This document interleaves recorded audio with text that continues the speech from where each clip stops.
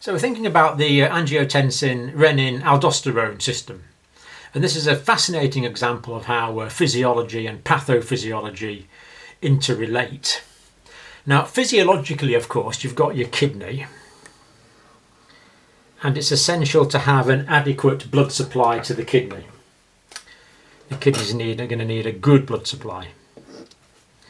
Need a good amount of blood going to the kidney to filter the blood, clean the blood, produce the urine. Now, if for any reason cardiac output drops, do you remember our diagram from the last video when we were thinking about heart failure? Heart failure here. If there's myocyte loss, fibrosis of myocytes that causes the heart failure, that's going to reduce cardiac output, the volume of blood pumped out by the heart in a 1 minute period. So if there's a reduction in cardiac output, there's going to be a reduction in renal perfusion. So reduced cardiac output is going to lead to reduced renal perfusion.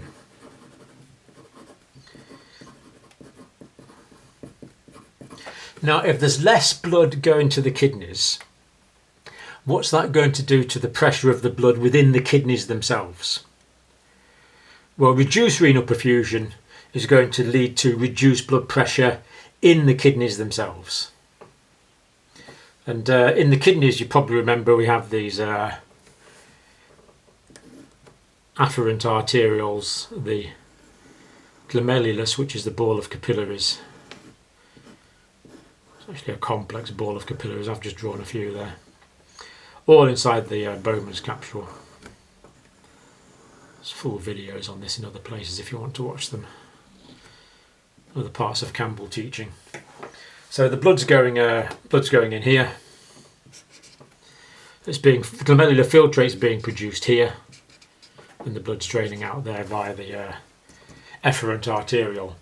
But the key thing to notice here is that just lining this afferent arteriole, lining that afferent arteriole just there, the special cells that produce renin. So these are the renin producing cells.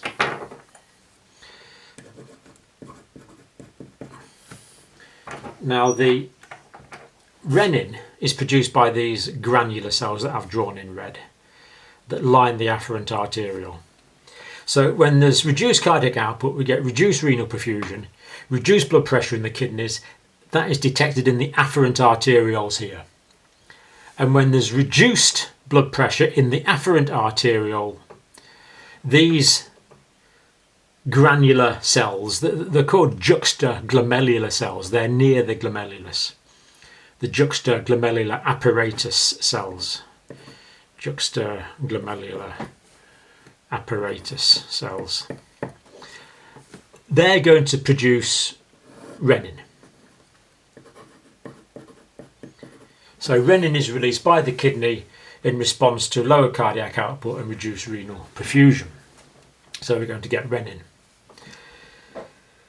Now the liver, of course, is tucked up in the upper right side of the abdomen, and that produces it's actually a globular plasma protein called angiotensinogen.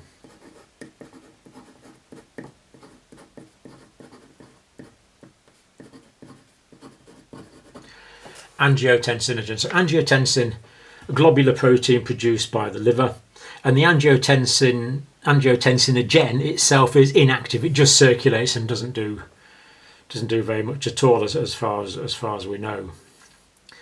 But if renin's actually an enzyme, and the renin will actually start cutting up this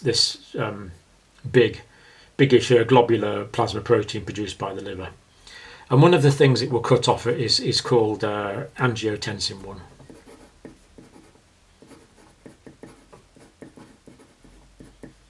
Angiotensin type 1. So angiotensin type 1 is going to be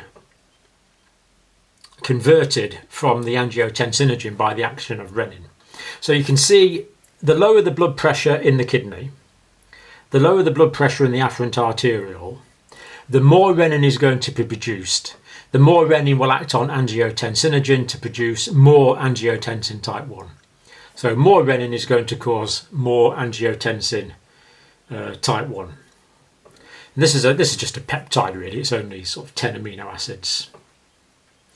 Now angiotensin type 1 does have some physiological effects, but they're not very pronounced, so I'm not going to dwell on them at the moment. But it will cause a slight increase in sodium and water in the blood, and it will cause a slight peripheral vasoconstriction, but it's not a big effect. But as the angiotensin type 1 circulates through the lungs, the endothelial vessels in the lungs, the vascular endothelial cells that line the blood vessels, they produce an enzyme called angiotensin converting enzyme.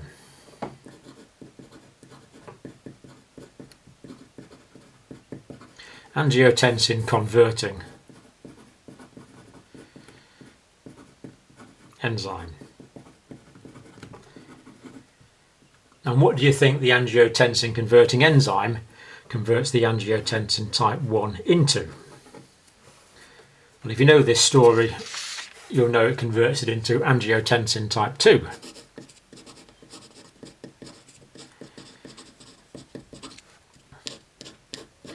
Angiotensin type 2.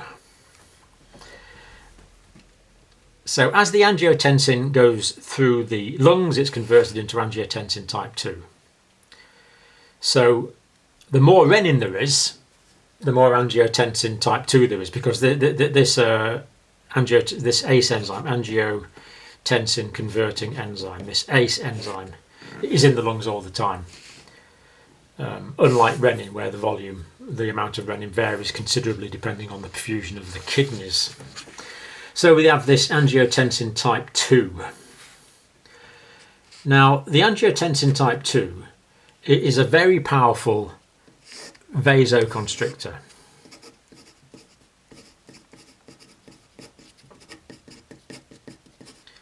It will cause vasoconstriction, particularly at the level of the systemic arterioles. It also causes some venous constriction as well, but let's think about the arteriole vasoconstriction first. What's that? That is going to increase total peripheral resistance. Going to be increased total peripheral resistance, and that's going to increase blood pressure. Now, of course, in you, that's brilliant. We want your blood pressure to increase, because remember, the whole problem was the kidney wasn't getting enough blood. Kidney wasn't getting enough blood, but now this mechanism has increased the blood pressure. At least it will in you because you're fit, and that will feed all the way back up to the kidney, and the kidney now has an increased blood supply. So now the kidney has an increased blood supply. There's going to be an increase in the blood pressure in the afferent arteriole. And what's that increase in blood pressure in the afferent arteriole going to do to the production of renin? Well, clearly it's going to reduce it. So low blood pressure in the afferent arteriole is going to increase renin production. Higher blood pressure is going to reduce it. So this whole system will be reduced. So you can see we've got a homeostatic feedback loop here, which of course in you is excellent. Exactly what we want. Now the vasoconstriction will also cause some venoconstriction.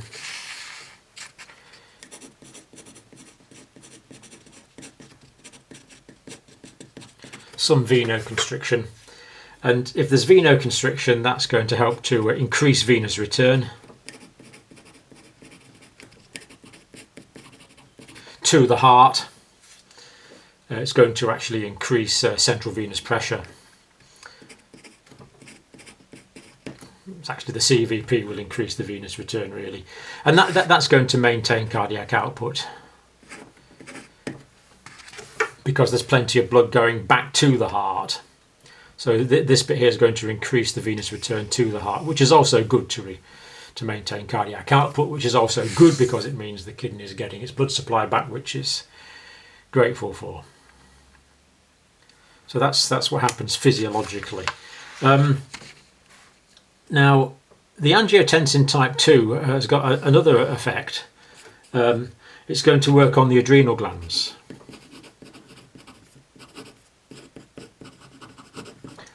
What used to be called the suprarenal glands above the kidney, and it's going to increase the production of aldosterone.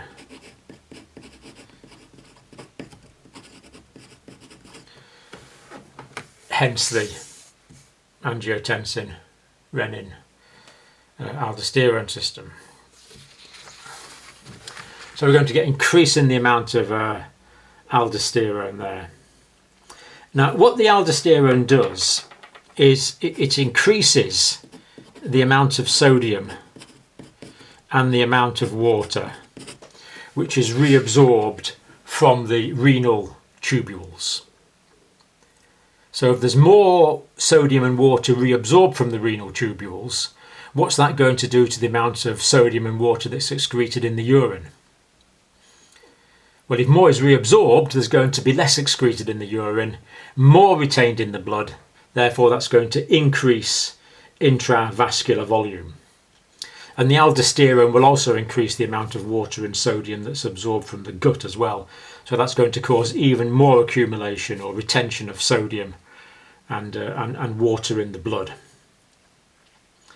That is going to increase intravascular volume, which is good because that's going to increase preload. It's going to increase the venous return.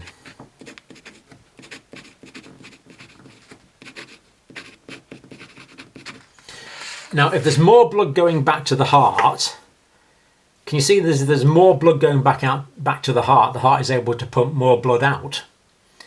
If you haven't got £5 or $5 in your purse, you can't spend it. If you haven't got it, you have to get it in to get it out. So the more blood that's going back to the heart, the more the heart is able to pump blood out. And physiologically in you, the greater your venous return, the greater your cardiac output is going to be, because your myocardium is able to respond to the increased venous return. So the increased venous return, again, is going to increase cardiac output. And if we increase cardiac output, we're going to increase renal perfusion. That's going to decrease renin secretion, and all this process will be toned down. And the angiotensin 2, just to mention as well, is going to increase the activity of the sympathetic nervous system.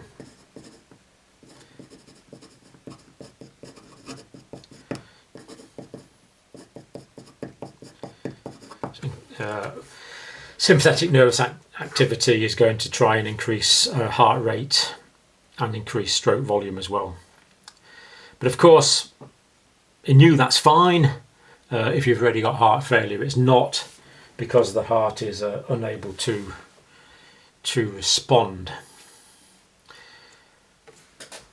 So hopefully you can relate that physiology now to what we looked at on the previous video, where we use this diagram here. So we see that the effect of the angiotensin system is going to increase the sodium in the water retention. That's going to increase intravascular volume. We could have mentioned that will what that will actually do is increase preload.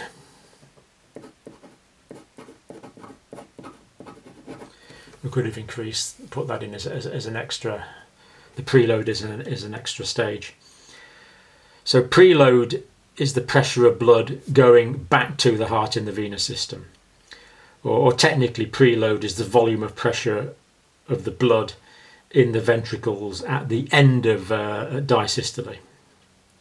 At the end of diastole. That is when the heart is just about to contract again, just before the start of systole. So it's how much the heart is refilled by the venous system. Now, what we can do now is we can actually to do treatments in some more detail, but we can think about how this relates to treatments now. So we know that there's these drugs called angiotensin converting enzyme inhibitors we mentioned on the last video. So this is the angiotensin converting enzyme here. So if we give the angiotensin converting enzyme inhibitors,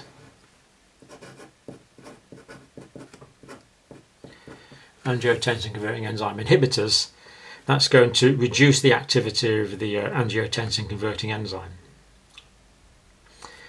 If we reduce the activity of the angiotensin converting enzyme with drugs such as lisinopril,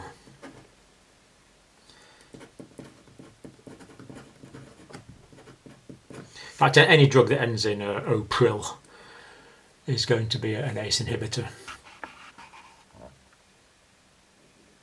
So lisinopril is an ACE inhibitor. So we inhibit the activity of the angiotensin converting enzyme. That's going to reduce the amount of angiotensin 1, which remember is physiologically relatively inactive. And there's going to be less of the very physiologically active angiotensin type 2. So that's good. Now, very often, quite often when we start people on ACE inhibitors, they get a sore throat and other side effects, maybe 20% of them. So in that case, we can change to another drug called ARBs.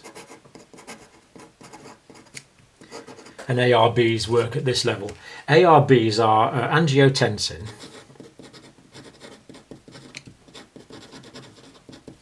receptor blockers.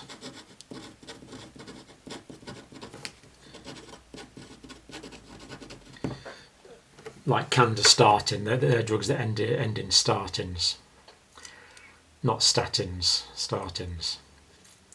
So they'll actually block the receptor sites for the angiotensin type 2, so they kind of work at that level. Now, of course, in heart failure, one of the standard treatments is we want to reduce the fluid overload, and for that we use diuretics, such as loop-acting diuretics, such as furosemide, to reduce the volume of blood, to try and reduce the intravascular volume. A diuretic will increase diuresis, increasing urine volumes, reducing the volume of water in the blood. Now, other times we like to, there's another drug we can use called spironolactone.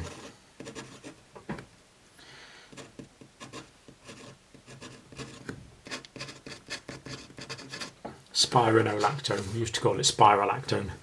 That will inhibit the activity of aldosterone at that level, so that will also reduce sodium and water retention in the blood. That's good because it's potassium sparing, whereas the loop-acting diuretics tend to chuck out quite a lot of potassium, so we often have to give potassium supplements with that.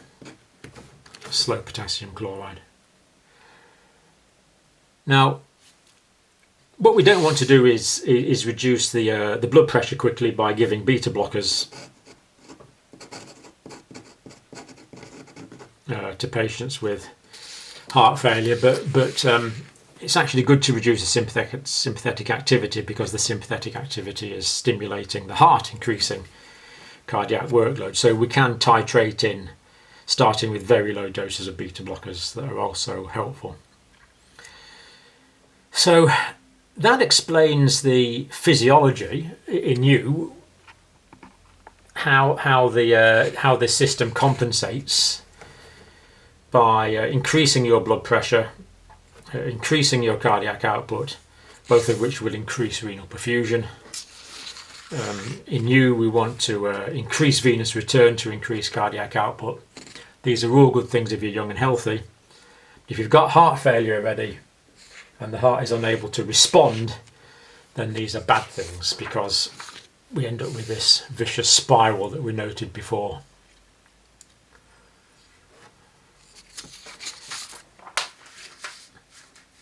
And we've explained really quite nicely here where the treatments fit in. So the ACE inhibitors inhibiting the angiotensin converting enzyme, the angiotensin receptor blockers, which have the same treatment indication profile as the ACE inhibitors. We use ARBs instead of ACE inhibitors, not as well as. The spironolactone, which will inhibit the effect of the aldosterone or aldosterone, and the diuretics, which will reduce blood volume by increasing the amount of water which is excreted in the urine, the diuretics.